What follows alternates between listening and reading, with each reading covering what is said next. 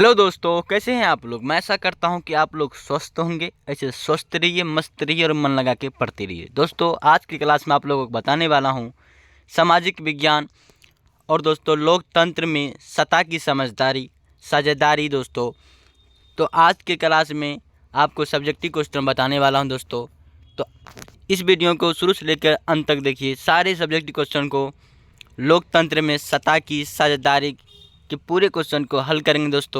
दोस्तों चलिए शुरू करते हैं आज की क्लास को। शुरू करने से पहले दोस्तों, अगर हमारे चैनल पर आप नए आए हैं तो चैनल को सब्सक्राइब कर ले, और अगर वीडियो अच्छी लगे तो वीडियो को लाइक कर दे। अपने दोस्तों के पास इस वीडियो को ज़रूर से ज़रूर शेयर करें।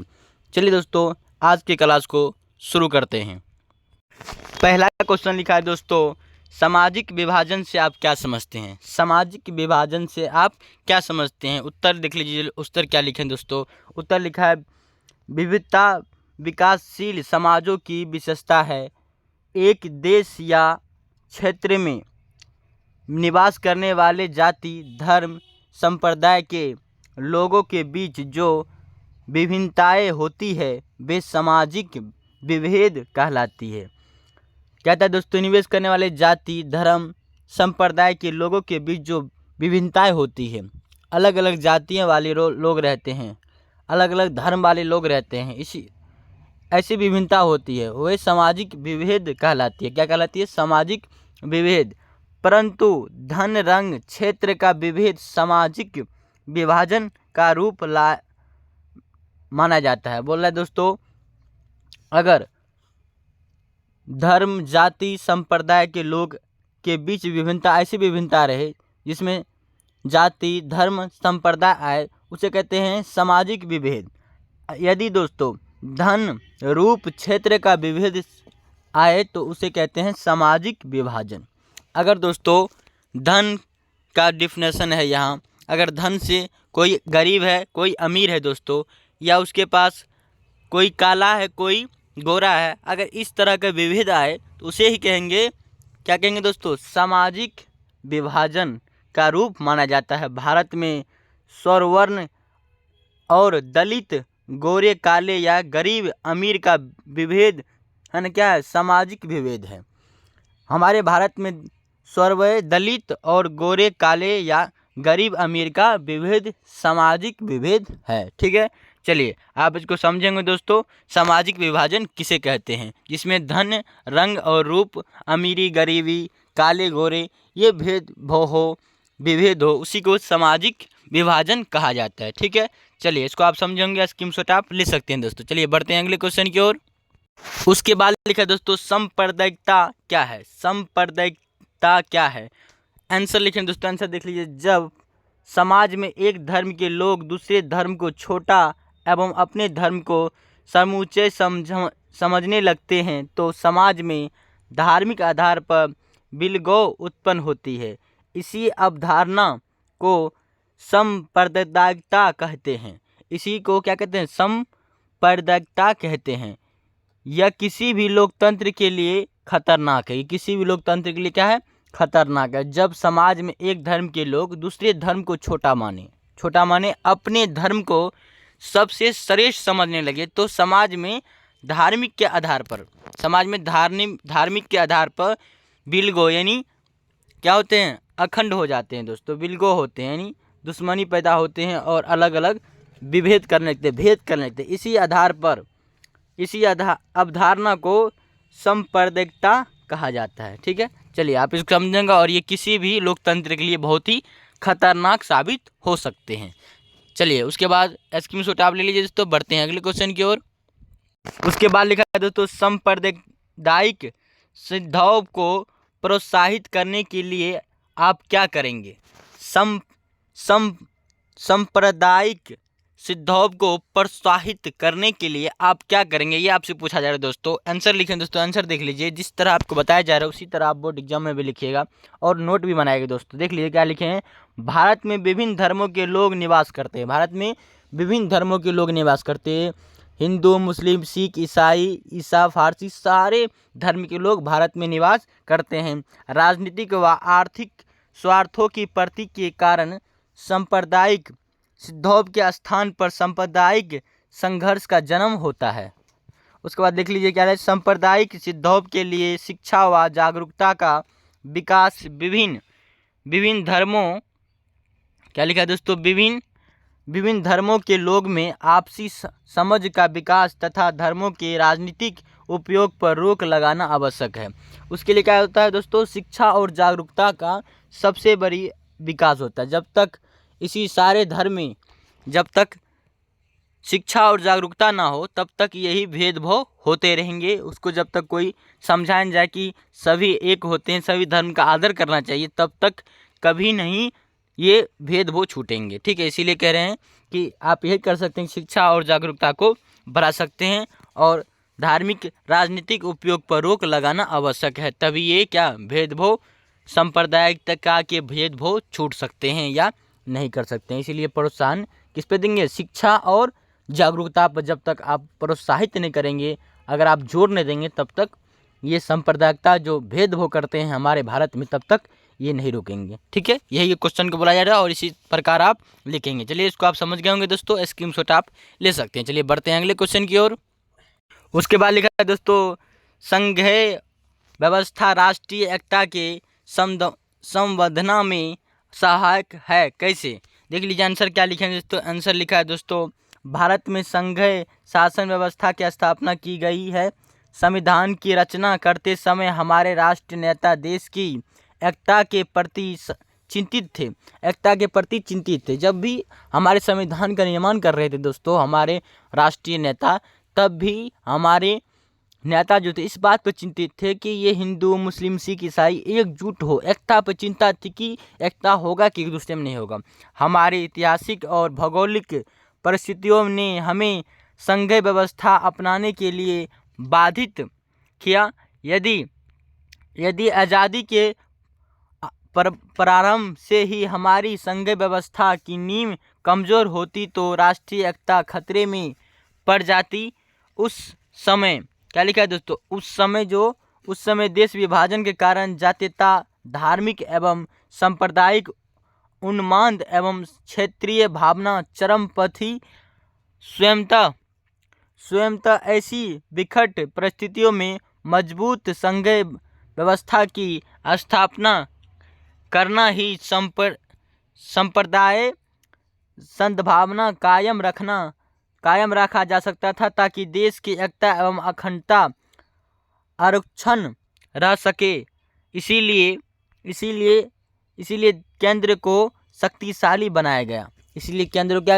शक्तिशाली बनाया गया। ठीक है, चलिए इसको आप समझे होंगे।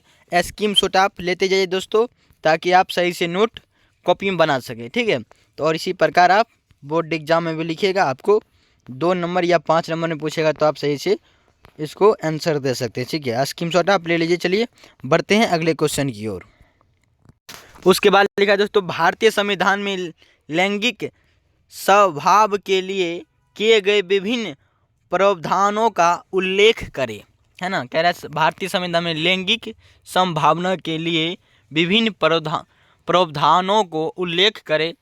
देख लीजिए कैसे आप लिखेंगे। आंसर लिखेंगे दोस्तों, भारतीय संविधान में लैंगिक संभावना के निम्नलिखित प्रावधान किए गए हैं। देख लीजिए आप इसी प्रकार लिखेंगे। पॉइंट जब भी लिखेंगे तो ऐसे लिखेंगे दोस्तों। देख लीजिए पहला पॉइंट लिखा है, लिंग के आधार पर भेदभाव करने की मना की गई। बोला है लिंग के आधार पर, जैसे स्त्री और पुरुष में लिंग के आधार पर स्त्री और पुरुष में भेदभाव करने की मनाही की गई, यानी मना किया गया। दूसरे पॉइंट लिखा है तो रोजगार पाने के लिए पुरुष एवं नारी के साथ एक जैसे व्यवहार की व्यवस्था है। बोल रहे हैं रोजगार पाने के लिए, रोजगार कोई भी काम अगर पुरुष कर सकता है तो वो भी नारी कर सकता है। ये हमारे संविधान में नारी एवं पुरुष एवं नारी के साथ एक जैसे व्यवहार की व्यवस्था है। उसके बाद तीसरा पॉइंट लिखा है दोस्तों, नारियों को पुरुषों के समान ही मताधिकार दिया गया। अगर मान लीजिए अगर पुरुष को वोट देने के अधिकार है तो महिला का भी वोट देने के अधिकार है। अगर पुरुष कोई भी अपने चुनित नेता को चुनता है तो वो भी स्त्री भी कोई पसंदी नेता को चुन सकती है। ये अधिकार हमारे भारतीय संविधान में नारी को है। ठीक है, तीसरा पॉइंट लिखा है दोस्तों, चलिए चौथा पॉइंट लिखा देख लीजिए, राज्य के नीति निर्देशक तत्व के अंतर्गत कहा गया है कि राज्य अपनी नीति का संचालन इस प्रकार करेगा जिसमें पुरुष एवं नारी को समान कार्य के लिए समान वेतन मिलेगा। कोई भी चीज़ अगर पुरुष करता है और उसमें पुरुष को जितना वेतन मिलता है, अगर वही चीज़ नारी करेगा दोस्तों, करेगी तो उतना ही वेतन, है ना, जितना वेतन पुरुष को मिलता है उतना वेतन नारी को ही मिलेगी। ठीक है, यही समानताएं हैं और समान दिया गया दोस्तों नारियों को। ठीक है, संविधान, हमारे संविधान में। चलिए इसको भी आप समझेंगे, स्क्रीनशॉट आप ले सकते हैं। चलिए बढ़ते हैं अगले क्वेश्चन की ओर। उसके बाद लिखा है दोस्तों, सामाजिक विभेद जिस प्रकार सामाजिक विभाजन के लिए उत्तरदायी है। सामाजिक विभेद किस प्रकार सामाजिक विभाजन के लिए उत्तरदायी है। देख लीजिए आंसर क्या लिखेंगे। आंसर लिखेंगे दोस्तों आप, वास्तव में सामाजिक विभेद सामाजिक विभाजन और सामाजिक संघर्ष के लिए मूल रूप से उत्तरदायी होता है। प्रत्येक समाज में विभिन्न जाति, धर्म, भाषा, क्षेत्र के लोग निवास करते हैं। सामाजिक विभेद का मूल कारण जन्म को माना जाता है। सामाजिक विभेद का मूल कारण क्या मानता है? जन्म को माना जाता है, जन्म को। विविधता अच्छी चीज़ है। विभिन्नता क्या है? अच्छी चीज़ है, परंतु यह राष्ट्र के लिए घातक भी हो सकता है। ये राष्ट्र के लिए घातक भी हो सकता है। उलझना राष्ट्र को कमज़ोर बनाना है। उलझना राष्ट्र क्या है? उलझना राष्ट्र को क्या बनाना है? कमज़ोर बनाना है। और सामाजिक विभाजन के खतरे बढ़े जाते हैं। बोले उलझना राष्ट्र को कमज़ोर बनाता है और सामाजिक विभाजन के खतरे बढ़ जाता है। धर्म, क्षेत्र, भाषा, संप्रदाय आदि के नाम पर आपस में उलझना राष्ट्र को कमज़ोर बनाना और सामाजिक विभाजन को बहुत खतरे में डाल देने या खतरा बढ़ा देना तथा सामाजिक विभेद को मिटाकर ही सामाजिक विभाजन को रोका जा सकता है। जब तक सामाजिक विभेद को नहीं रोके तब तक, या नहीं मिटाए तब तक सामाजिक विभाजन को नहीं रोका जा सकता है। इसीलिए अगर सामाजिक विभाजन को रोके तभी सामाजिक विभाजन उत्तरदायी हो सकता है। ठीक है, चलिए आप समझे होंगे दोस्तों, सही से आप पढ़ लीजिए और नोट बनाइएगा दोस्तों। ठीक है, चलिए बढ़ते हैं अगले क्वेश्चन की ओर। उसके बाद लिखा है दोस्तों, सामाजिक विभेद और सामाजिक विभाजन में अंतर बताइए। सामाजिक विभेद और सामाजिक विभाजन में अंतर बताइए। देख लीजिए आंसर क्या लिखें दोस्तों। आंसर आपको किस तरह लिखना है। आंसर लिखें दोस्तों, विविधता विकासशील समाजों की विशेषता है। विविधता विकासशील समाजों क्या है? विशेषता है। एक देश या क्षेत्र में निवेश करने वाले जाति, धर्म, संप्रदाय के लोगों के बीच जो विभिन्नताओं को वे सामाजिक विभेद कहलाती है।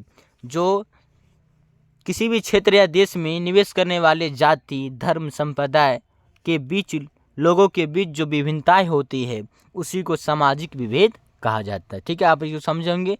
फिर से आप ऐसे लिखेंगे कि किसी भी देश में रहने वाले, है ना, लोगों में या क्षेत्रों में निवेश करने वाले जाति, धर्म, संप्रदाय के लोग के बीच जो विभिन्नताएं होती है उसी को क्या कहा जाता है दोस्तों? उसी को कहा जाता है सामाजिक विभेद, सामाजिक विभेद कहा जाता है। परंतु धन, रंग, क्षेत्र का विभेद सामाजिक विभाजन का रूप ले लेता है। सामाजिक विभेद उसे कहते हैं जब जाति, धर्म, संप्रदाय के आधार पर, है ना, विभाजन किया जाता है तब उसको सामाजिक विभेद कहा जाता है।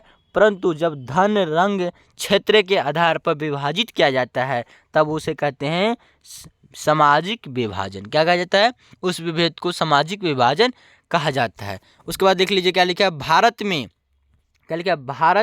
में सर्व और दलित, गोरे, काले या गरीब, अमीर का भेद सामाजिक विभेद है। क्या है ये? सामाजिक विभेद है।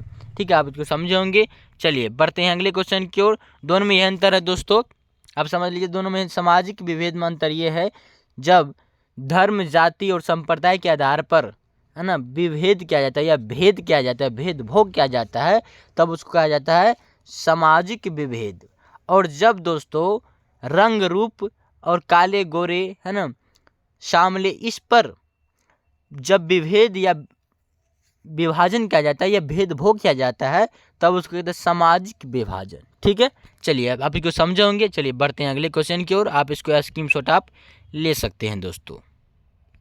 उसके बाद लिखा है दोस्तों, लोकतंत्र में द्वंद्व से आप क्या समझते हैं? लोकतंत्र में द्वंद्व से आप क्या समझते हैं? देख लीजिए आंसर क्या लिखे हैं दोस्तों। आंसर लिखना है आपको, लोकतंत्र सिद्धांतिक रूप से समानता पर आधारित शासन प्रणाली है, परंतु विभिन्न लोकतांत्रिक पद्धतियों में विरोधाभास के कई उदाहरण मिलते हैं, अर्थात इसके ठीक विपरीत स्थिति होती है। इसे ही लोकतंत्र में द्वंद्व कहा जाता है। जब दोस्तों विभिन्न लोकतांत्रिक पद्धतियों में विरोधाभास के कई उदाहरण मिलते हैं अर्थात इसके ठीक विपरीत स्थिति होते हैं, है ना। लड़ाई होती है, काट मार होती है ना, भेदभाव होती है, एक दूसरे से जलते हैं, इसी को कहते हैं लोकतंत्र में द्वंद्व कहा जाता है। ठीक है, अमेरिका में व्यक्त रंग भेद इसका उदाहरण है। अमेरिका में क्या करते हैं, व्यक्त मानव के साथ या एक दूसरे के साथ रंग भेद का क्या जाता है, भेदभाव किया जाता है। तो इसका क्या है, लोकतंत्र में ये द्वंद्व है, इसको कहेंगे लोकतंत्र में द्वंद्व। ठीक है, चलिए आप इसको समझोगे दोस्तों। चलिए आप स्क्रीनशॉट आप इसको ले सकते हैं। चलिए बढ़ते हैं अगले क्वेश्चन की ओर। उसके बाद लिखा है दोस्तों, सामाजिक विभेद लोकतांत्रिक की व्यवस्था के लिए खतरा है, उदाहरण के साथ स्पष्ट करें। कैसे खतरा है? सामाजिक विभेद लोकतांत्रिक व्यवस्था के लिए खतरा है और क्यों है दोस्तों, उदाहरण के साथ स्पष्ट कीजिए। देख लीजिए आप कैसे लिखेंगे दोस्तों, लोकतंत्र में कभी कोई भी सरकार जनता द्वारा चुने गए प्रतिनिधि में शासित होती है। लोकतंत्र में कोई भी सरकार काहे न हो, वो जनता के द्वारा चुने गए प्रतिनिधि में शासित होती है। यह जनप्रतिनिधियों में से शासित होती है। यह जनप्रतिनिधि किसी भी राजनीतिक पार्टियों के सदस्य होते हैं। प्रत्येक राजनीतिक पार्टी का अपना इतिहास होता है। प्रत्येक राजनीतिक पार्टी का अपना अपना इतिहास होता है। इनकी अपनी निश्चित राजनीतिक विचारधाराएं और नीतियां होती है। अलग अलग पार्टी के विचारधाराएं होती है और अलग अलग अपना इतिहास होता है। उसका नियम कुछ और होता है, इसका नियम कुछ और होता है। चुनाव के समय राजनीतिक दल अपना प्रत्याशी खड़ा करते हैं। चुनाव के समय क्या करते हैं, अपना प्रत्याशी को खड़ा करते हैं। चयनित उम्मीदवार बहुमत हासिल कर सरकार बनाते हैं। और क्या करते हैं, चयनित जिसको पार्टी चुनते हैं या अपना उम्मीदवार खड़ा करते हैं, चयनित उम्मीदवार बहुमत जब उसको ज़्यादा वोट मिल जाता है तो हासिल कर वही सरकार बनाते हैं। जो दल बहुमत प्राप्त नहीं कर प्रांत के वे विपक्ष की भूमिका निभाते हैं। और जो बहुमत नहीं प्राप्त करते हैं वो क्या निभाते हैं, वो विपक्ष की भूमिका निभाती है। अगर दो पार्टियां लड़ रही है दोस्तों, अगर एक पार्टी बहुमत सरकार से अगर जीत गई तो वो सरकार बनती है और वही अपना पूरे हिंदुस्तान में या कोई भी देश हो वो अपना क्या बनाती हैं, नीति बनाती हैं और अपना राजनीतिक पार्टी बनाती है।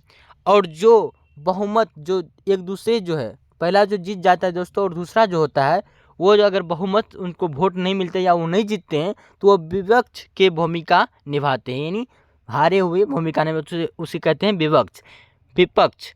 और वे सदन के अंदर और बाहर जनता की समस्या को उठाते हैं और जो विपक्ष होते हैं दोस्तों उसके काम पर रोकते हैं, टोकते हैं कि ये नहीं किया, वो नहीं किया, है ना।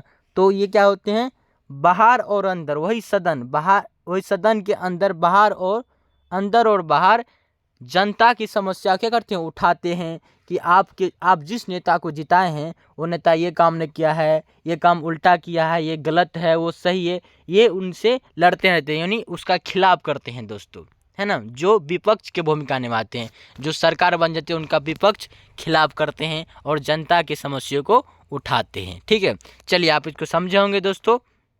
ये खतरा भी हो सकता है लोकतंत्र के लिए और कैसे हो सकता है आपको उदाहरण के साथ बता दिए, है ना।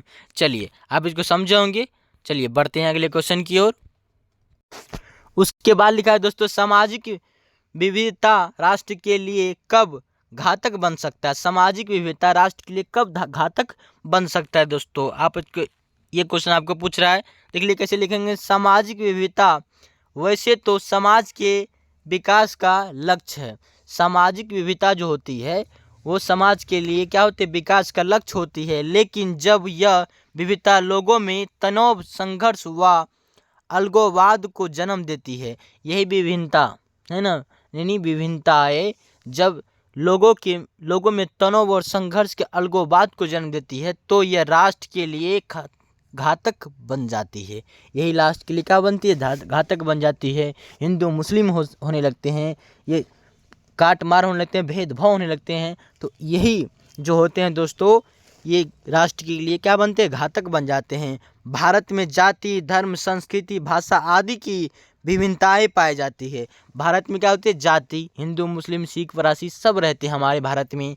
धर्म अलग अलग मानते हैं, इस्लाम धर्म को मानने वाले को ये, कोई हिंदू धर्म को, कोई सिख धर्म को, कोई फरासी धर्म को, अलग अलग। संस्कृति भी अलग अलग है दोस्तों, उसकी संस्कृति कुछ और है, उसकी संस्कृति कुछ है और है। भाषा भी किसी का उर्दू, किसी का हिंदी, किसी का संस्कृत, किसी का फारसी, किसी का ईसाई, हर अलग अलग भाषा है दोस्तों। आदि की विविधता पाई जाती है। लेकिन क्या कहते हैं, लेकिन निहित स्वार्थी तथा संघर्षशीलता के अभाव में विभिन्नता सामाजिक तनाव का कारण बन जाते हैं, जो राष्ट्र के लिए घातक हो सकते हैं।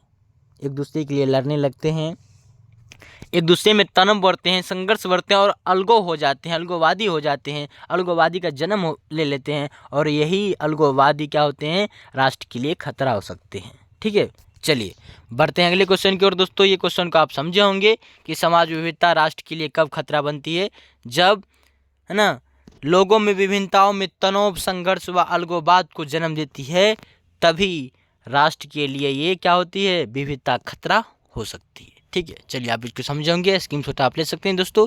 चलिए बढ़ते हैं अगले क्वेश्चन की ओर। ये वीडियो थोड़ा लंबा होगा दोस्तों, तो लास्ट तक देखिए, सारे क्वेश्चन को आपको हल कर देंगे। चलिए उसके बाद बढ़ते हैं अगले क्वेश्चन की ओर। क्वेश्चन लिखा है दोस्तों, वंशवाद से आप क्या समझते हैं। वंशवाद से आप क्या समझते हैं और कैसे लिखेंगे दोस्तों, देख लीजिए। आंसर लिखें दोस्तों, भारत के सभी राजनीतिक दलों में नेतृत्व का संघट है। अधिकांश राजनीतिक दलों में कोई ऐसा नेता नहीं है जो संयमय हो। प्राय सभी राजनीतिक दलों के नेताओं को यह देखा गया है कि शीर्ष पर बैठे नेता अपने संगी संबंधियों, दोस्तों और रिश्तेदारों को दल के प्रमुख पदों पर बैठाते हैं। अब देखें दोस्तों, कोई भी राजनीतिक नेता हो तो अपने संगी साथियों, दोस्तों को ऊंचे ऊंचे पद पर बैठाते हैं और यह सिलसिला पीढ़ी दर पीढ़ी कायम रहता है। जिस तरह दोस्तों एक राजा के बेटा, अब देख लीजिए, पहले जो होता था, जब एक राजा राज करते थे, अगर वो मर जाते दोस्तों तो उसका बेटा जो था वही राजा बनता था। इसी तरह आजकल हमारे राजनीतिक में हो रहा है कि ये बड़े बड़े दोस्त संघी को राजनीतिक नेता क्या करते हैं, अपने संगी दोस्तों को बैठाते हैं और यही सिलसिला पीढ़ी दर पीढ़ी कायम रहता है। इसी को वंशवाद क्या कहते हैं, इसी को वंशवाद समाप्ति राजनीतिक दलों के सामने प्रमुख चुनौती है। ये वंशवाद क्या है, समाप्ति राजनीतिक दलों के प्रमुख चुनौती है। तो इसी को क्या कहते हैं, वंशवाद कहते हैं। जब पीढ़ी दर पीढ़ी है ना, कोई राजा है वो मर गया, उसका बेटा बना, तब वो मर गया, फिर वही बना, उसके बेटा बना, तो यही जो चलता हुआ पीढ़ी कायम रहे पीढ़ी, तो इसी को कहते हैं वंशवाद। ठीक है, तो आप इसको समझोगे दोस्तों। चलिए आप इसी उसके बाद हमारा क्वेश्चन है दोस्तों, धर्मनिरपेक्ष राज से आप क्या समझते हैं। ये क्वेश्चन आपको पूछ सकता है दोस्तों, आपको भिविया मान लीजिए क्वेश्चन, धर्मनिरपेक्ष राज से आप क्या समझते हैं। ठीक है, आंसर कैसे लिखेंगे, आंसर लिखें दोस्तों, पॉइंट नंबर 1 में लिखें, धर्मनिरपेक्ष राज की किसी भी धर्म को राज्य धर्म घोषित नहीं करेगा। धर्मनिरपेक्ष राज्य किसी भी धार्मिक को राज्य के धर्म घोषित नहीं करेगा और ना ही किसी धर्म को विशेष दर्जा देगा। ये धर्मनिरपेक्ष राज्य का यही उद्देश्य है दोस्तों कि किसी भी धर्म को राजकीय धर्म घोषित नहीं करेगा और ना ही किसी धर्म को विशेष दर्जा देगा। दूसरा पॉइंट लिखेंगे दोस्तों, धर्मनिरपेक्षता के अंतर्गत संविधान सभी नागरिकों को किसी भी धर्म का पालन करने एवं उसका प्रचार करने की आज़ादी देती है। कोई भी अपना धर्म अपनाते हैं दोस्तों, आप है ना, आप कन्वर्ट होते हैं, यानी हिंदू धर्म से मुस्लिम धर्म में कन्वर्ट होते हैं या मुस्लिम धर्म से हिंदू धर्म में कन्वर्ट होते हैं, ये आपकी आज़ादी है। और जिस धर्म में आप हैं या जिस धर्म में आप कन्वर्ट हुए हैं उस धर्म का आप प्रचार प्रसार कर सकते हैं, ये आपको पूरी आज़ादी दिया गया है। वही दूसरा पॉइंट में लिखा है दोस्तों कि धर्मनिरपेक्षता के अंतर्गत संविधान सभी नागरिकों को किसी भी धर्म का पालन करने एवं उसका प्रचार करने की आज़ादी देती है। ये दोनों प्रावधानों से स्पष्ट है कि भारत एक धर्मनिरपेक्ष राज्य है। धर्मनिरपेक्ष राज्य किसे कहते हैं दोस्तों, आपको पूछ देगा कि धर्मनिरपेक्ष वो राष्ट्र है, वो राष्ट्र जिसमें सभी जातियों का सामान्य या समान बराबर दे, है ना, किसी भी चीज़ में बराबर अधिकार हो, उसी को धर्मनिरपेक्ष राज्य कहेंगे। जिस राज्य में अगर इसको आप शॉर्टकट में समझेंगे दोस्तों, कैसे समझेंगे, धर्मनिरपेक्ष राज्य कि जिस राज्य में सभी आदमी एवं सभी जाति धर्म के लोग को समान अधिकार हो, उसी को कहते हैं धर्मनिरपेक्ष राज्य। ठीक है, चलिए आप इसको समझेंगे दोस्तों। चलिए आप स्क्रीनशॉट आप ले सकते हैं। चलिए बढ़ते हैं अगले क्वेश्चन की ओर। उसके बाद लिखा है तो भारतीय लोकतंत्र की सबसे बड़ी विशेषताएं क्या हैं? भारतीय लोकतंत्र की सबसे बड़ी विशेषताएं क्या है? आंसर लिखेंगे दोस्तों। आंसर कैसे लिखेंगे देख लीजिए। भारतीय लोकतंत्र की सबसे बड़ी विशेषता एकता, अनेकता में एकता। क्या है? अनेकता में एकता। सारे लोग में क्या होता है? एकता होना चाहिए, भाईचारा होना चाहिए। यही क्या है हमारे भारतीय तंत्र की सबसे बड़ी क्या है विशेषता है कि अनेकता में एकता होना चाहिए। अर्थात विभिन्न रूप रंग वेशभूषा वालों का समाज में सामंजस्य होना चाहिए, यानी सामान्य होना चाहिए। किसी का भेदभाव न होना चाहिए। तुम हिंदू हो, तुम मुस्लिम हो, तुम गोरे हो, तुम काले हो, तुम अमीर हो, तुम गरीब हो, नहीं, सारे एक दूसरे के भाईचारा के प्रति प्रेम होना चाहिए। यही हमारे भारतीय लोकतंत्र की सबसे बड़ी क्या है विशेषताएं हैं। ठीक है, चलिए आप इसको समझेंगे, इसको आप स्क्रीनशॉट ले सकते हैं। चलिए बढ़ते हैं आगे क्वेश्चन की ओर। उसके बाद लिखा है दोस्तों, विविधता में एकता का क्या अर्थ है? विविधता में एकता का क्या अर्थ है दोस्तों? आप आंसर लिखें दोस्तों। आंसर ऐसे लिखेंगे आप, विविधता लोकतंत्र का एक स्वाभाविक गुण है। क्या है? स्वाभाविक गुण है। विविधता में एकता को लोकतांत्रिक व्यवस्था की एक खास विशेषता है। इसका उत्कृष्ट उदाहरण बेल्जियम है। जब भी भारत की अखंडता खतरे में पड़ जाती है या प्रकृति आपदा आती है तो सबसे जाति एवं धर्मावलंबियों के कारण आपसी भेदभाव भूलकर एक साथ मिलकर इस संकट का सामना हिम्मत के साथ करते हैं। यह विविधता में एकता का एक अनोखा आदर्श उदाहरण है। देख लीजिए दोस्तों, इसको आप क्वेश्चन को समझ लीजिए कि विविधता में एकता का क्या अर्थ है। विविधता में एकता का क्या अर्थ है? जब कोई भी हमारे लोकतंत्र में ये स्वाभाविक गुण है कि कोई भी लोकतंत्र में यह संकट पड़े, जिस तरह कोरोना काल आया था दोस्तों, आप ये अनुभव किए होंगे कि हिंदू मुस्लिम नहीं देखा, कोई भी सिख ईसाई पारसी गोरे काले अमीरी गरीबी कुछ नहीं देखा, सब बराबर हो गया दोस्तों। उसमें सभी मिलकर हिंदू मुस्लिम सिख पारसी जितने भी हमारे भारत में जाति निवास करते हैं दोस्तों, तो सारे जो मिलकर उस संकट को हर एक चीज़ भेदभाव भूल कर मिलकर एक संकट को क्या बड़ी हिम्मत के साथ सामना किया। कोई भी हिंदू मुस्लिम कोई अमीरी गरीबी गोरे काले ना देखकर सबसे पहले ये देखा कि हमारे ऊपर संकट आया है, उसको मिलकर क्या है निपटाना है। ठीक है, यही विविधता में एकता का अनोखा और आदर्श उदाहरण है। ठीक है, चलिए आप इसको समझेंगे दोस्तों। चलिए बढ़ते हैं आगे। उसके बाद लिखा तो लैंगिक असमानताएं क्या है, लैंगिक असमानताएं क्या है। देख लीजिए इसको कैसे लिखेंगे दोस्तों।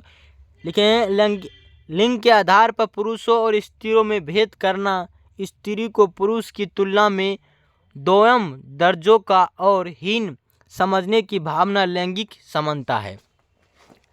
लैंगिक असमानताएं क्या है, लिंग के आधार पर जब पुरुष और स्त्रियों में भेदभाव किया जाता है, स्त्रियों को पुरुष की तुलना में कमज़ोर समझा जाता है, हीन समझने की भावना को, यही हीन समझने या कमज़ोर, पुरुष से कमज़ोर स्त्रियों को समझने की यही भावना को लैंगिक असमानताएं कहा जाता है। इस प्रकार आप लिखेंगे दोस्तों। इस तरह आप लिखा है, लिंग के आधार पर पुरुष और स्त्रियों में भेदभाव करना, स्त्रियों को पुरुष की तुलना में दोयम दर्जे का और हीन समझने की भावना को लैंगिक असमानताएं कहा जाती है। उसके बाद लिखेंगे, लड़कियों को लड़कों की तुलना में कम महत्व दिया जाना, लड़कियों को लड़कों की तुलना में कम महत्व दिया जाना, शिक्षा, खान पान, पालन पोषण में अंतर करना, लड़की और लड़का में खान पान, पालन पोषण, शिक्षा में अंतर करना, लड़की को घर की चार दीवारी, लड़की के घर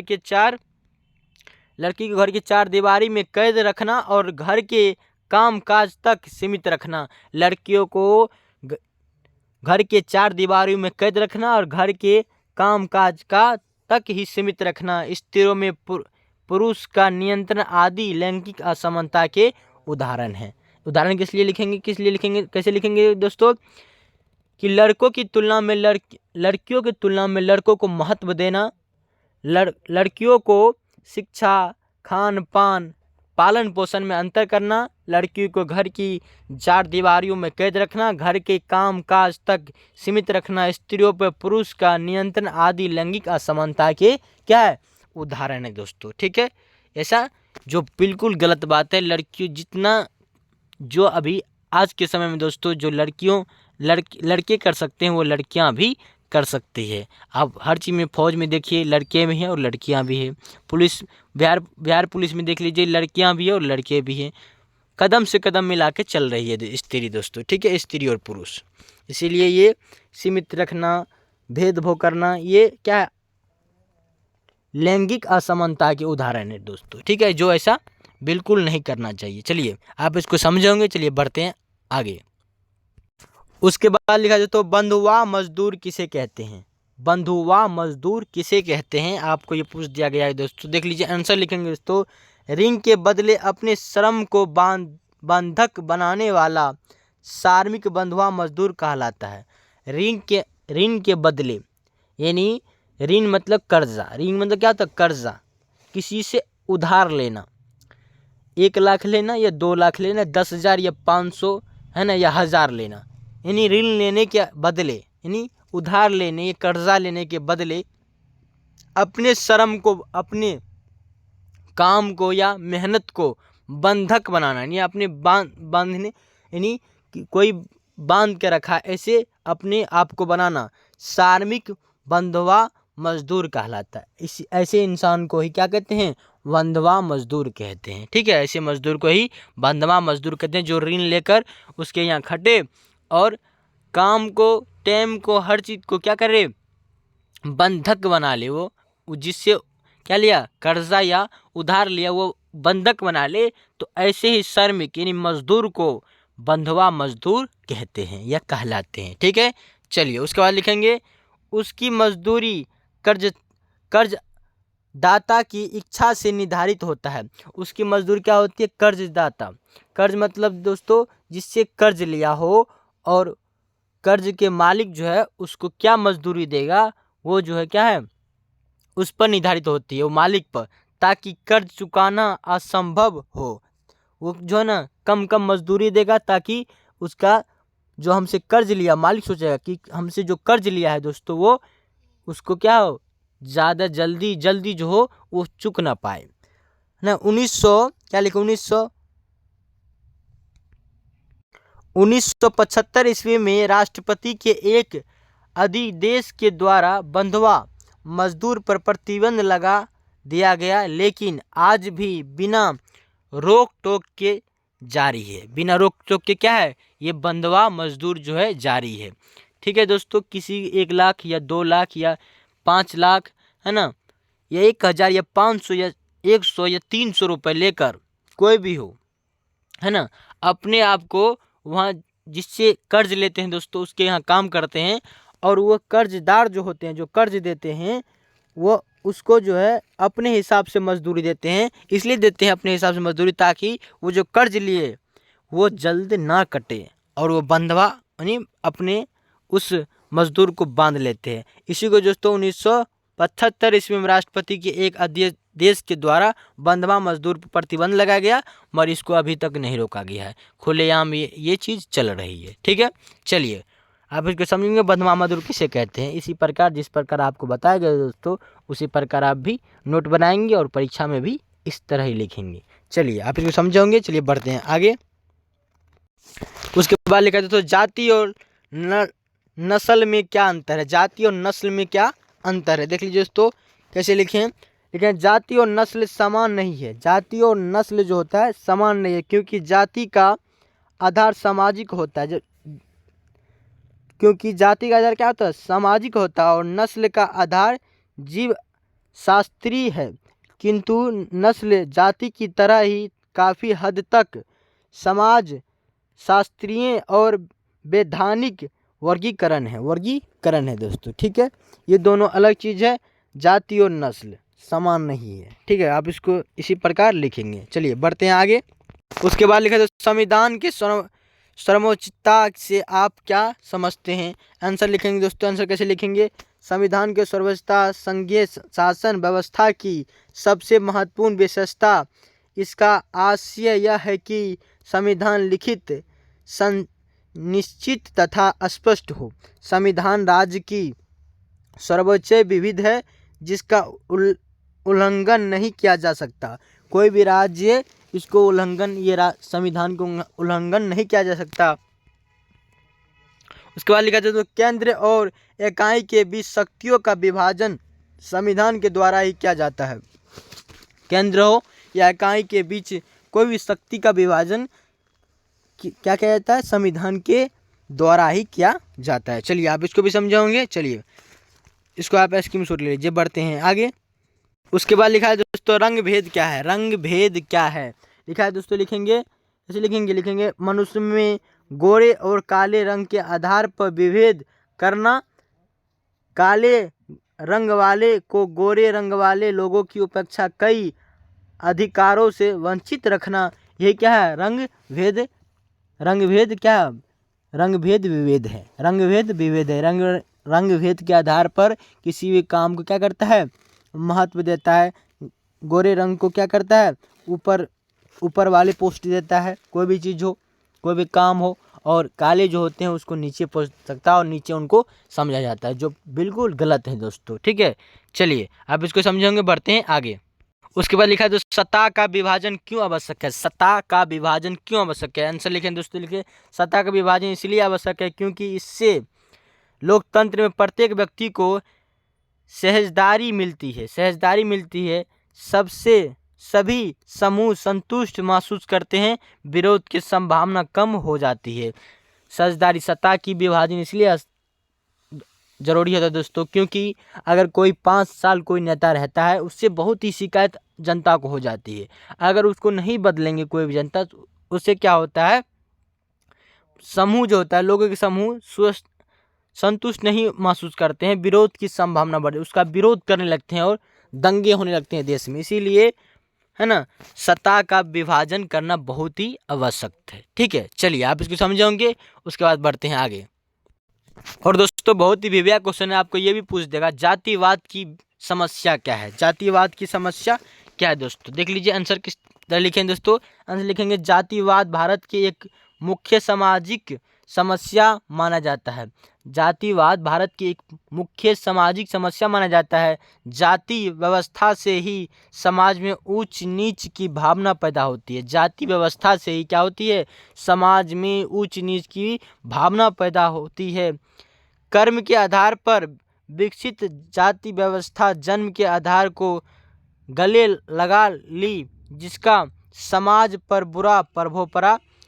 आज जातिवाद केवल सामाजिक समस्या ही नहीं, राजनीतिक क्या है, राजनीतिक समस्या भी बन गई है, क्योंकि जाति और राजनीतिक दोनों एक दूसरे को प्रभावित करने लगी है। जाति के आधार पर दोस्तों भेदभाव नहीं होती है, जाति के आधार पर राजनीतिक भी होने लगी है कि हमारा जाति है, हमारा कास्ट के लोग हैं, उसको हम वोट देंगे, वो जीत जाएगा, हमारे भलाई के लिए हर काम करेगा। वो सोचता है, एक जाति वाला वो काम सोचता है और दूसरे जाति वाला भी यही काम सोचता है। तो हमारे समाज में सिर्फ जाति के भेदभाव नहीं होते हैं, जाति के आधार पर क्या होती है, राजनीतिक भी हो रही है हमारे भारत में। ठीक है, उसके बाद देख लीजिए, समस्या बन गए क्योंकि जाति और राजनीतिक दोनों एक दूसरे को प्रभावित करने लगी है। रजनी कोठारी ने इस संबंध में अपना विचार व्यक्त करते हुए सही कहा है कि आज हम जाति विहीन राजनीति की कल्पना नहीं कर सकते हैं। क्या कहा है, रजनी कोठारी जी ने कहा है इस संबंध में कि आज हम भारत में जाति विहीन बिन जाति के राजनीतिक नहीं देख सकते हैं। ये कहा है दोस्तों। उनका कहना यह सही है कि राजनीतिक में जातीयता का इतना प्रभाव हो गया है कि बेटी और वोट अपनी जाति है को दोनों का प्रचलन किया गया है। बेटी और वोट अपनी जाति को दो का प्रचलन किया गया है। ठीक है दोस्तों, इसको आप समझेंगे क्वेश्चन दोस्तों। चलिए बढ़ते हैं आगे, इसको आप स्क्रीनशॉट आप लेते थे। जातिवाद किसे कहते हैं आप समझेंगे दोस्तों कि समाज में जाति के भेदभाव करना, और आजकल जो दोस्तों होता है कि राजनीतिक बिन जाति के नहीं होते, जाति विहीन राजनीतिक हो ही नहीं सकता, इसी को जातिवाद कहते हैं और इसी प्रकार आप लिखेंगे दोस्तों। ठीक है, चलिए बढ़ते हैं आगे। उसके बाद लिखा दोस्तों परिवारवाद क्या है। परिवारवाद क्या है देख लीजिए, आंसर लिखेंगे दोस्तों। आंसर किस प्रकार आप लिखेंगे, अधिकांश राजनीतिक दल एवं उसके नेता अपने ही परिवार एवं संघीय संबंधियों को राजनीतिक में लाने के लिए चुनाव के अवसर पर उम्मीदवार खड़ा करते हैं। अधिकांश राजनीतिक दल जो होते हैं अपने ही परिवार एवं संघीय संबंधियों को क्या करते हैं, उम्मीदवार खड़ा करते हैं ताकि वो जीते और हमारे काम करे। यह राजनीतिक में परिवारवाद है। यही क्या है, राजनीतिक में परिवारवाद है। हाल के दशकों में यह परंपरा बनी कि जिस जन प्रतिनिधियों के निधन या इस्तीफा के कारण कोई सीट खाली हुई, उसके किसी भी परिजन को चुनाव का टिकट दे दिया जाए। बोल रहा है कोई भी प्रतिनिधि के निधन या इस्तीफा के कारण कोई भी सीट खाली हो, उनकी किसी भी परिजन को चुनाव का टिकट दे दिया जाए। ठीक है, ये नियम बनी दोस्तों। तो यही होता है परिवारवाद, जब अधिकांश राजनीतिक दल में है ना, उनके नेता अपने ही परिवार एवं संघीय साथियों को राजनीतिक में लाने के लिए चुनाव के अवसर पर उम्मीदवार खड़ा करते हैं, यही राजनीतिक में परिवारवाद कहलाते हैं। ठीक है, आप इसी प्रकार लिखेंगे दोस्तों। चलिए बढ़ते हैं अगले क्वेश्चन की ओर। उसके बाद लिखा दोस्तों, सामाजिक विभेदों का सबसे बुरा परिणाम क्या होता है। इसका आंसर लिखे दोस्तों, देख लीजिए। इसका सबसे बुरा परिणाम है देश के विखंडन का प्रभान हो जाना। युगोस्लाविया इसका सबसे बड़ा उदाहरण है। इसका सबसे बुरा परिणाम क्या है दोस्तों, विखंडन का प्रारंभ हो जाना। विखंडन मतलब टूटना, देश का बंटवारा होना, यही है विखंडन। सबसे सामाजिक विभेदों का सबसे बड़ा यही बुरा परिणाम है। ठीक है, चलिए आप इसको समझेंगे। बढ़ते हैं आगे। उसके बाद लिखा दोस्तों, नस्लवाद क्या कहते हैं। नस्लवाद में क्या लिखेंगे दोस्तों, नस्लवाद क्या है, जब किसी देश में नागरिकों के बीच नस्लों के आधार पर भेदभाव हो तब उसे नस्लवाद कहते हैं। जब किसी देश में नागरिकों के बीच नस्लों के आधार पर भेदभाव हो तब उसे नस्लवाद कहते हैं। जैसे दक्षिण अफ्रीका में सफेद एवं असफेद के बीच भेदभाव होता है। दक्षिण अफ्रीका में क्या होता है, गोरे और काले के बीच क्या होता है, भेदभाव होता है। ये सटीक उदाहरण दक्षिण अफ्रीका है दोस्तों, नस्लवाद के आधार पर। जब किसी देश में नागरिकों के बीच नस्लों के आधार पर क्या होता है, भेदभाव होता है, तो दक्षिण अफ्रीका में यही काले और गोरे के भेदभाव होते हैं, तो नस्लवाद इसी को कहा जाता है दोस्तों। ठीक है, आप इसको समझोगे। चलिए बढ़ते हैं आगे। उसके बाद लिखा दोस्तों, सामाजिक विभेदों की राजनीति किस पर निर्भर करती है? सामाजिक विभेदों की राजनीति किस पर निर्भर करती है?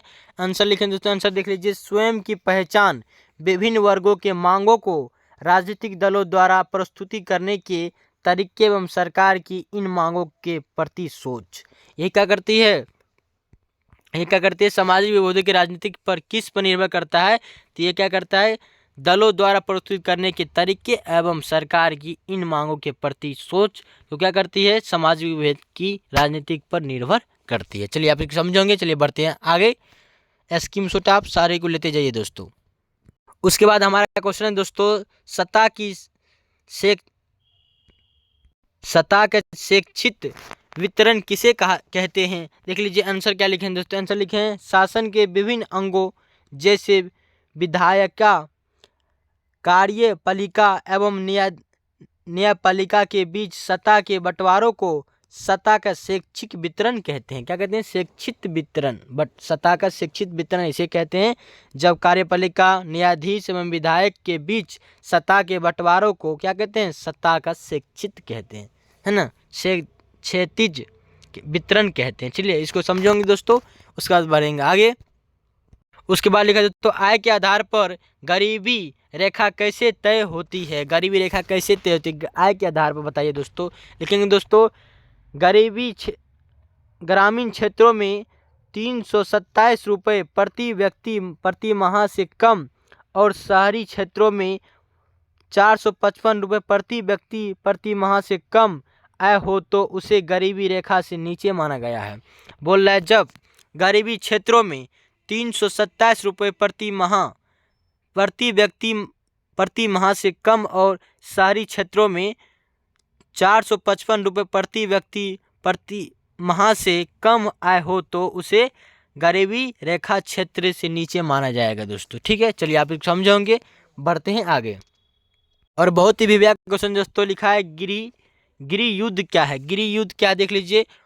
आंसर लिखेंगे दोस्तों, जब देश के भीतर ही देश के लोगों के बीच संघर्ष एवं हिंसा शुरू हो जाती है तो इसे गृह युद्ध का नाम दिया जाता है। जैसे श्रीलंका में तमिल एवं सिंघाली समुदाय के बीच हुआ था।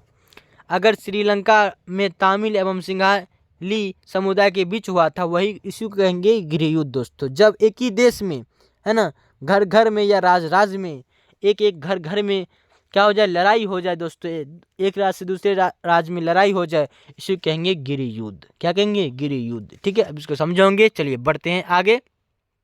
उसके बाद लिखा तो मार्टिन लूथर किंग कौन थे? मार्टिन लूथर किंग कौन थे? देख लीजिए, वे एक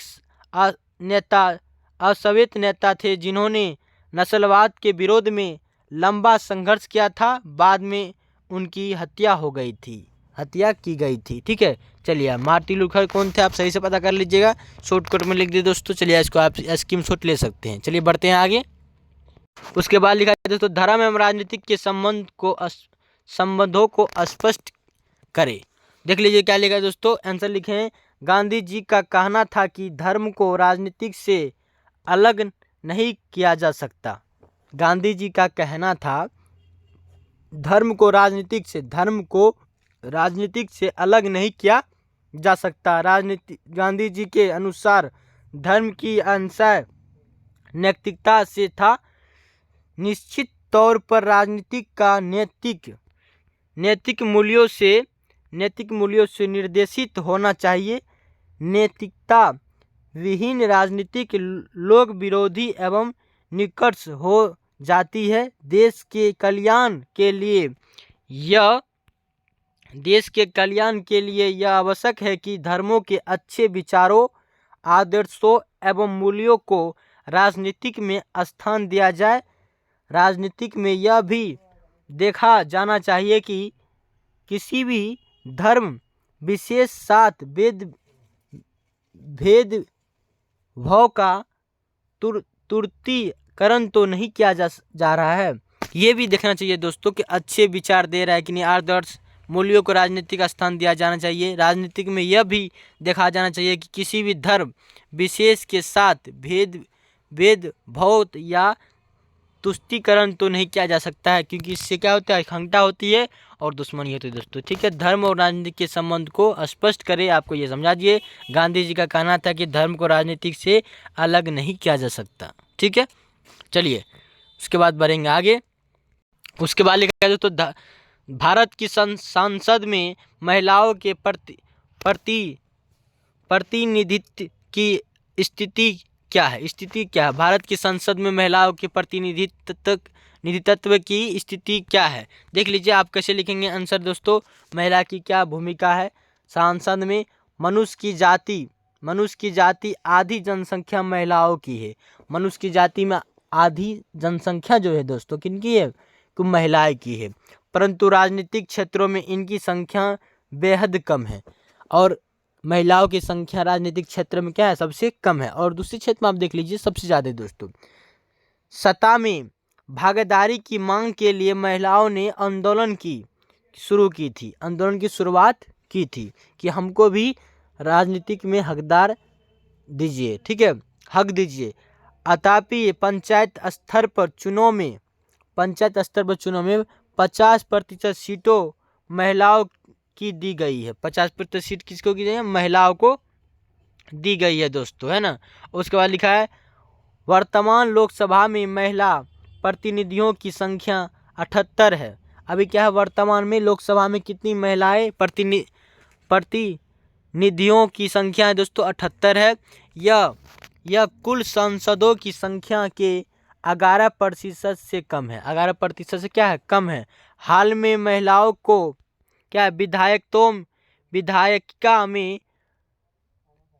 में कितना प्रतिशत है, तो 33% दिया गया है। आरक्षण देने की बात संसद में है आप देख लीजिए। पंचायती स्तर पर चुनाव में 50% सीटों महिलाओं की दी गई है। वर्तमान लोकसभा में महिलाएं प्रतिनिधियों की संख्या 78 है। यह कुल सांसदों की संख्या के 11% से कम है। हाल में महिलाओं को विधायिका में 33% आरक्षण देने की संसद में बात है। ठीक है, चलिए आप इसको समझोगे दोस्तों। उसके बाद बढ़ते हैं आगे। आप सारे क्वेश्चन को स्क्रीनशॉट आप ले सकते हैं दोस्तों। उसके बाद लिखा है दोस्तों, विविधता राष्ट्र के लिए कब घातक बन जाता है। विविधता राष्ट्र के लिए कब घातक बन जाता है दोस्तों। ठीक है, आप इसको देख लीजिए। लिखा है, एक सीमा में रहने पर विविधता राष्ट्र के लिए उपयोगी होती है। सीमा का उल्लंघन करते ही सामाजिक विभाजन और आपसी संघर्ष शुरू हो जाता है। ऐसी स्थिति में ही, है ना, क्या हो जाता है, विविधता राष्ट्र के लिए घातक बन जाती है। सवेत और असवेत का संघर्ष, हिंदू मुस्लिम समुदायों के बीच दंगा, प्रोटेस्टेंट और कैथोलिक के बीच संघर्ष इसके उदाहरण है। ठीक है, चलिए आप इसको समझोगे। चलिए बढ़ते हैं आगे। स्क्रीनशॉट आप लेते जाइए दोस्तों। उसके बाद लिखा है दोस्तों, समाज में स्त्रियों की दयनीय स्थिति के लिए उत्तरदायी किन्हीं 4 कारणों का उल्लेख कीजिए। बोले समाज में स्त्रियों के दयनीय स्थिति के लिए उत्तरदायी हो उनके लिए उनके 4 क्या कीजिए, कारणों को लिखिए। देख लीजिए दोस्तों, लिखेंगे आप जब उत्तर देके लिखेंगे, समाज में स्त्रियों की दयनीय स्थिति के 4 कारण हैं। देख लीजिए कौन कौन है। पहला पॉइंट लिखेंगे, पुरुषों की तुलना में स्त्रियों में शिक्षा का अभाव है। क्या है, पुरुषों की तुलना में जितना पुरुष अभी पढ़ा लिखा है दोस्तों, उतना स्त्री नहीं पढ़ी लिखी है, और यह क्या है, अभाव है। उसके बाद लिखेंगे, दूसरे पॉइंट में लिखेंगे दोस्तों, स्त्रियों के बीच पर्दा प्रथा कायम है। अभी भी क्या है, पर्दा प्रथा कायम है ना, पर्दा ले रही है अभी भी स्त्री। उसके बाद तीसरा पॉइंट लिखा है दोस्तों, बाल विवाह हो रहा है। अभी भी स्त्री का क्या हो रहा है, बाल विवाह लड़कियों को हो रही है। विधवा विवाह है। सती प्रथा जैसी कुरीतियां कि इनके लिए अधिक जिम्मेवारी है। उसके बाद चौथा पॉइंट लिखेंगे दोस्तों, दहेज प्रथा भी स्त्रियों की दशा खराब करने में मदद पहुंचाती है। और ये सभी चीज़ जो दोस्तों क्या होती है, महिलाओं की क्या है, दयनीय स्थिति है ना, कि कम पढ़ी लिखी होती है, पर्दा प्रथा भी कायम है, बाल विवाह होती है, बाल विवाह होने से बहुत ही चीज़ होती है, विवाह विधवा सती प्रथा जैसे कुरूपयोग कारण अधिक जिम्मेवार है। दहेज प्रथा स्त्रियों की दशा का खराब करने में सबसे बड़ी भूमिका है दोस्तों। ठीक है, यही क्या है, दयनीय स्थिति स्त्रियों का है। ये 4 कारण आप लिख सकते हैं और बहुत ही कारण है दोस्तों, अपने मन से आप लिख सकते हैं। चलिए आप इसको समझोगे, चलिए बढ़ते हैं आगे। उसके बाद लिखा है दोस्तों, दो कारण बताइए कि क्यों सिर्फ जाति के आधार पर भारत में चुनावी नतीजे तय नहीं हो सकते हैं, है ना। 2 कारण आपको बताना है दोस्तों, देख लीजिए आंसर लिखे हैं दोस्तों। जाति के आधार पर भारत में चुनावी नतीजे तय नहीं हो सकते, इसके 2 कारण निम्नलिखित है। जाति के आधार पर भारत में चुनावी नतीजे तय नहीं हो सकती, जाति उसमें मिक्स होगा तो होगा। 2 कारण दोस्तों। पहला कारण आप लिखेंगे दोस्तों, क्या लिखेंगे, जिस निर्वाचन क्षेत्र में जिस जाति के मतदाताओं की संख्या अधिक होती है, प्रायः सभी राजनीतिक दल उसी जाति के उम्मीदवार को टिकट देते हैं। एक बात तो दिमाग में नेता ले लेते हैं, है ना। तो जिस राज्य में, है ना, जिस राज्य में जो जाति सबसे ज़्यादा संख्या में है ना, तो उस राज्य के उसी जाति का टिकट देगा, ताकि जाति में जाति वोट देगा। ठीक है, ये बात देते हैं, उसी जाति के उम्मीदवार को टिकट देगा, ताकि अतः जाति विशेष मतदाताओं के वोट विभिन्न दलों के उम्मीदवार के बीच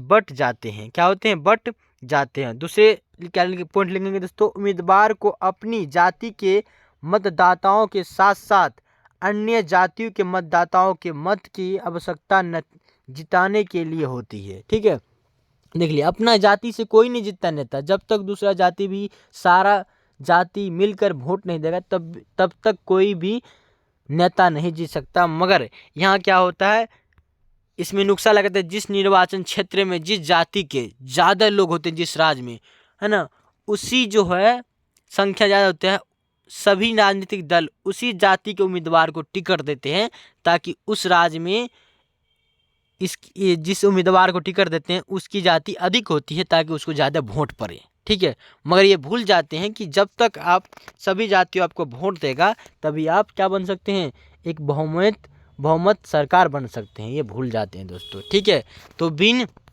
यहाँ आपको क्या पूछा था कि बिन जाति के आधार पर भारत में चुनावी तरीके नहीं तय किया जा सकता। इसको उदाहरण देना था आपका, आप दे दिए। ठीक है, कि आप नहीं किया जा सकता, चलिए आप इसको समझोगे दोस्तों। चलिए बढ़ते हैं आगे। उसके बाद लिखा है दोस्तों, देख लीजिए, लिखा पंचायती स्तर पर महिलाओं को कब और कितना आरक्षण प्राप्त होता है, लिखा है। आंसर लिखें दोस्तों, पंचायत स्तर पर सन 2006 में बिहार सरकार ने महिलाओं के लिए सीटों को आरक्षित किया। इसके अंतर्गत 50% सीटों पर सिर्फ महिलाओं की ही चुनाव लड़ पाएगी। 50% पर ही सिर्फ महिला ही चुनाव लड़ पाएगी। इतना क्या दिया है, आरक्षण दिया बिहार सरकार ने, कि कब दिया है, 2006 में। चलिए आप इसको समझोगे दोस्तों। उसके बाद बढ़ते हैं आगे। और 36 नंबर क्वेश्चन है दोस्तों, वर्ण व्यवस्था क्या है। देख लीजिए आंसर क्या लिखे हैं दोस्तों। आंसर लिखे हैं, यह प्राचीन भारतीय सामाजिक व्यवस्था है, जिसके अंतर्गत समाज को 4 वर्गों ब्राह्मण, क्षत्रिय, वैश्य एवं शूद्र में बांटा गया है। इसमें ब्राह्मण को सबसे ऊपर, इसके बाद क्षत्रिय एवं नीचे शूद्रों को रखा गया है ना। वर्ण व्यवस्था क्या है, वर्ण कितना होता, तो वर्णों की संख्या कितना होती है दोस्तों, पूछ देगा तो बताएंगे 4, ब्राह्मण, क्षेत्र, वैश्य एवं शूद्र, क्या बताएंगे, 4 बताएंगे दोस्तों। ठीक है, चलिए आप इसको समझेंगे, बढ़ते हैं आगे। और दोस्तों आज के क्लास के लास्ट क्वेश्चन पे आप आ गए हैं दोस्तों। सारे क्वेश्चन को आप हल किए, चलिए आप इसको भी हल कर लीजिए। लिखें, क्वेश्चन लिखा है दोस्तों, बेल्जियम में सामुदायिक सरकार का गठन किस प्रकार से किया गया है। देख लीजिए आंसर लिखें दोस्तों। आंसर किस प्रकार लिखेंगे आप, यहाँ पर सामुदायिक सरकार का एक तीसरा स्थान था, जो जर्मन, फ्रेंच, डच समुदाय के विशेष प्रतिनिधियों से ही बनता है। यह सामुदायिक विषयों पर ही फैसले लेती है, जैसे भाषा, संस्कृत, शिक्षा आदि पर ही क्या लेते हैं, फैसले लेते हैं और राजनीतिक करते हैं बेल्जियम वाले। ठीक है, चलिए आप समझेंगे सारे क्वेश्चन को दोस्तों। अगर नहीं समझे तो आप स्क्रीनशॉट आप ले सकते हैं दोस्तों। ठीक है, चलिए दोस्तों आगे वीडियो जो आएगा दोस्तों, क्या आएगा आगे वीडियो आएगा लोकतंत्र। क्या आएगा, लोकतंत्र में सत्ता की साझेदारी का क्या आएगा दोस्तों, ऑब्जेक्टिव क्वेश्चन आएगा। ये आपको क्या बता दिए, सब्जेक्टिव क्वेश्चन को आज हल किए दोस्तों आप। चलिए आप इसको सारे क्वेश्चन को समझे होंगे दोस्तों। चलिए दोस्तों मिलते हैं अगले वीडियो के साथ, अगले सोच के साथ। तब तक के लिए दोस्तों जय हिंद दोस्तों, जय हिंद।